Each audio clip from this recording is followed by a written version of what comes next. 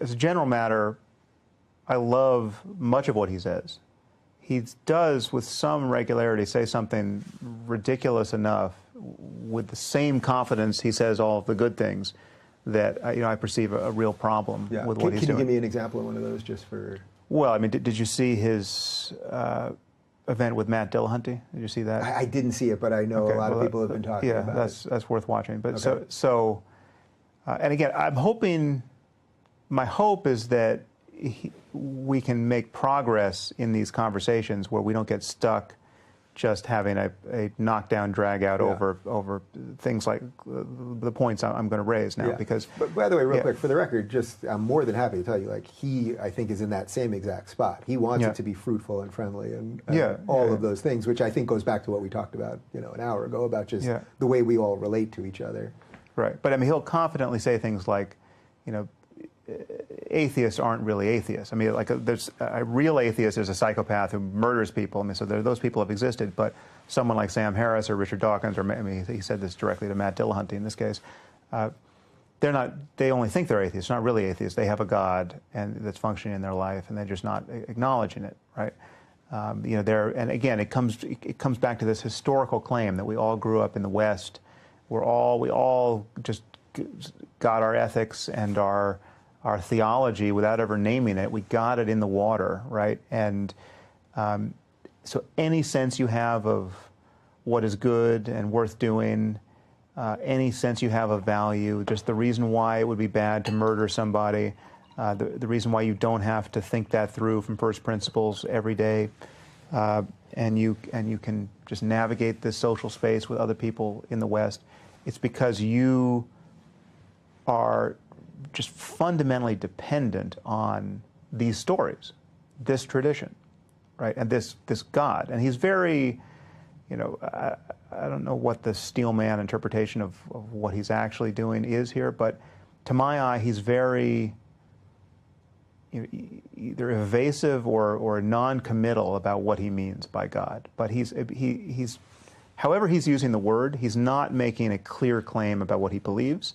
He'll often say, it would take me, 40 hours to answer that, or I wrote a 600-page book on that, and I can't. It's like he will decline to answer a fairly straightforward question about what he believes about Jesus or about God. Or right. So maybe you guys will get somewhere on that. He doesn't. I don't think. I think I could probably count on one hand how many times he's actually mentioned God specifically in the course of all this, because the stories and what he would say, or the maps of meaning, I think are much more important to him than to agree on the exact definition of God. Yeah, but the claim, for instance, that I am in a way that I fundamentally don't understand, but he does, that I am captive of the Judeo-Christian tradition, right? That my ethics is born of it, and that my notion of ultimate value is somehow anchored to Jesus, right?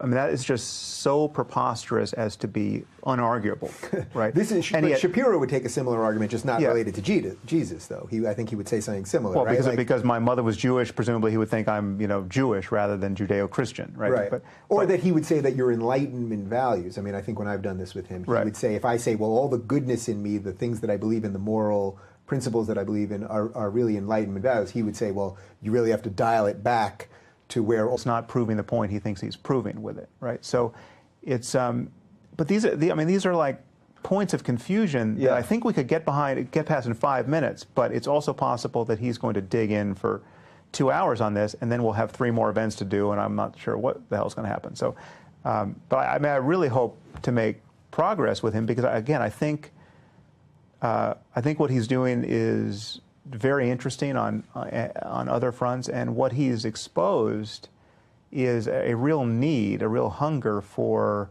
a meaning-based conversation about how do you get your life straight in the 21st century, and I mean clearly there's a hunger for wisdom that the secular community has not been answering in any kind of reliable way. And so when I hear from people who are saying, well, I've been an atheist, but what I'm hearing from Peterson is really causing me to get my life together. That just tells me that I mean, it's no surprise. I've said this about atheism ever since you I was view talking that about as- atheism. yeah. Atheism is not a philosophy. Atheism is nothing. Atheism is just a denial of the false certainties of religious people. It's like, no, there's no good reason to believe in Poseidon, and there's no good reason to believe in Yahweh. That's atheism, right?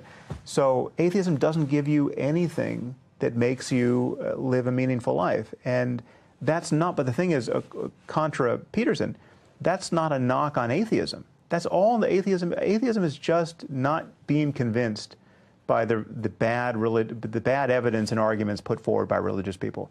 It leaves just a space for better conversations that you may or may not have, you may or may not discover, you may or may not fall in love with science and a rational approach to the contemplative life. I mean, So in a weird way, as someone that wants to connect atheism to spirituality, the failure of whatever the atheist movement before you was, in a weird way, is kind of good, because you want to lead atheism to a future, right? Like, well, I'm completely unconcerned by atheism. I'm concerned about the future, right? But it's like, you know, but the place where Peterson and I will have disagreed and will disagree is, I mean, I don't think he understands atheism, or I've never heard him say anything that is an accurate portrayal of what it's like to be, you know, this sort of atheist, or you know, and certainly many atheists I know.